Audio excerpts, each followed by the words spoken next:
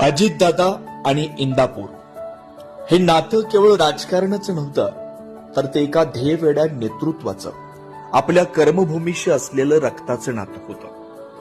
दादांनी इंदापूरच्या मातीवर जे प्रेम केलं, त्यातूनच आज या तालुक्याचा कायापालट झाला. इंदापूरच्या विकासाचा प्रत्येक रस्ता, प्रत्येक शैक्षणिक संकुल आणि शेतीला संजीवनी देणारी प्रत्येक योजना दादांच्या दूरदृष्टीची साक्ष देते. आज मन विषण्ण झालं. आठवतोय तो काळ जेव्हा दादांनी इंदापूरच्या विकासाची धुरा आमदार दत्तात्रय भरणे मामा यांच्याकडे सोपवलेली होती. दादा आणि मामा या जोडीनं इंदापूरच्या प्रश्नांसाठी स्वतःला झोकून दिलं. मामा, तुम्ही काम करा, ताकद द्यायला मी खंबीर आहे, हा दादांचा विश्वासच इंदापूरच्या प्रगतीचा मुख्य आधार ठरला.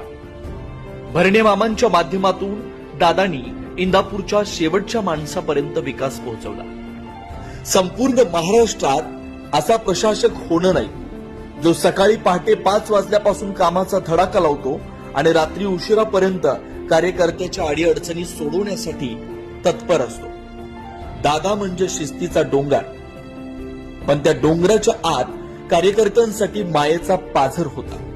शब्दाला जागणारा आणि संकटात कार्यकर्त्यांच्या पाठीशी ढाल बनून उभा राहणारा असा नेता पुन्हा होणं शक्य नाही.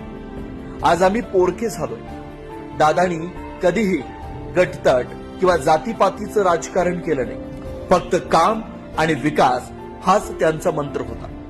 इंदापूरच्या नीरा भीमा स्थिरीकरण प्रकल्प, साखर कारखाने, लोणी एमआयडीसी जंक्शन, इथं नवीन होत असलेली एमआयडीसी, इथल्या शैक्षणिक क्रांतीपर्यंत दादांचं योगदान शब्दात मांडता येणार नाही.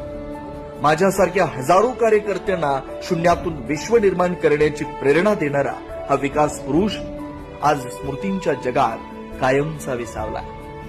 ज्या तालुक्याला दादांनी आपल्या कष्टानं आणि नियोजनानं नंदनवन बनवलं, आज तोच इंदापूर तालुका आपल्या पालकाविना पोरका झाला. भरणे मामा आणि आमच्यासारख्या असंख्य कार्यकर्त्यांचा मार्गदर्शक आधारबळ आज निखळलाय. शिस्त, कर्तव्य, कठोरता आणि अफाट प्रेम यांचा हा महामेरू आता फक्त आठवणीत उरलाय. आदरणीय दादा, इंदापूरच्या कणाकणात आणि इथल्या प्रत्येक माणसाच्या मनात तुमचं नाव कायम कोरलेलं राहील. लोकनेते अजितदादा पवार यांना भावपूर्ण श्रद्धांजली.